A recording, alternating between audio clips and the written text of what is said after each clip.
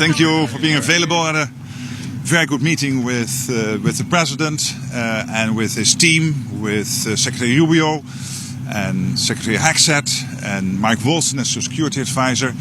Obviously we discussed Ukraine, but the main emphasis of the meeting was on the NATO summit coming up in The Hague. And we are really all very excited about the fact that we will see a NATO which is spending so much more on defense, particularly European and Canadian side, more and more making sure that we equalize with what the US is spending. As the ambassador here said the other day, it will not be billions, but when you look at it for the years to come, it will be trillions. And this is necessary to make sure that we stay safe. So this is really a NATO which is stronger, which is fair, which is also more lethal in terms of being able to defend NATO territory. So that was a very good meeting, all very excited, looking forward to the Hague summit. And as I said, of course, also discussing the situation on Ukraine. Secretary General, how do you think NATO's role will change should the U.S. withdraw from discussions about peace in Ukraine? Well, what I'm seeing here is a United States under the leadership of President Trump who first broke the deadlock. I think when you look at the outcome of the meeting yesterday in London, we can be quite positive on where we are.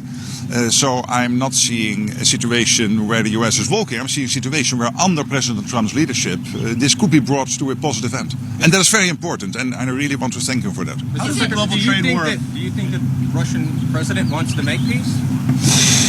I don't know. I worked with him for 4 years, between 2010 and 2014, when I was Prime Minister of the Netherlands, and I stopped trying to read his mind. You mean President Putin? Huh? President Putin. You meant the Russian president? Yeah. Yes. So I worked with him for 4 years, between 2010 and 2014. I stopped trying to read his mind. We'll see, but there is something on the table now, I think, where the Ukrainians are really playing ball.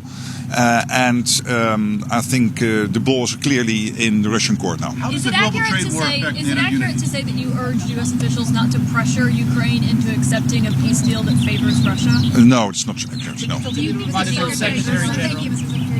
How much are you encouraging other NATO allies to spend on their defense? What would you like that percentage to be?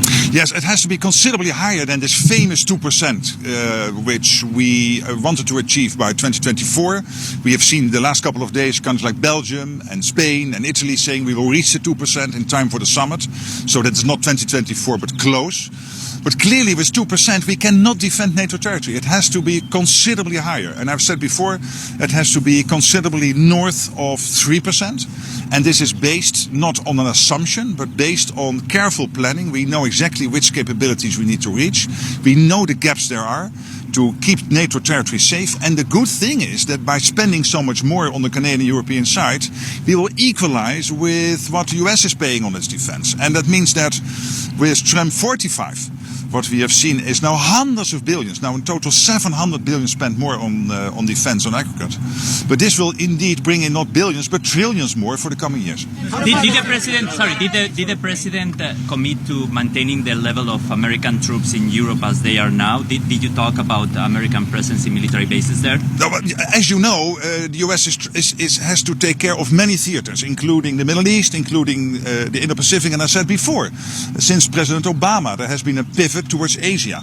The question here is, how do you make sure that the US is capable of making sure that you take care of all these areas, and at the same time that collectively we defend the Euro-Atlantic area? That's exactly what we're working on. So there is a total commitment of the US to NATO, a total commitment to the famous Article 5, an attack on one is an attack on all, but also clearly a commitment that we have to speed up the spending in Europe, do more ourselves, so that for the US it is possible for them to spend more time and resources on the Indo-Pacific, which I think is logical. Based upon your conversations that you've had here in Washington with the Defense Secretary and with President Trump, from your take, do they understand the threat that President Trump has on Europe as a whole, not just on Ukraine, but Europe as a whole, even to countries that aren't in NATO, like Moldova?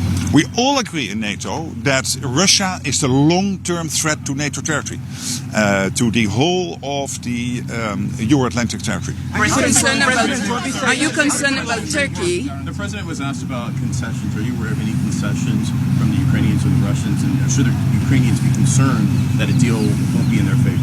Well, you know, when you are in peace talks, somehow you have to negotiate. But I think I'm not helping a successful conclusion of these talks. And I really believe that some huge steps have been taken over the last couple of days. And the London meeting yesterday was successful.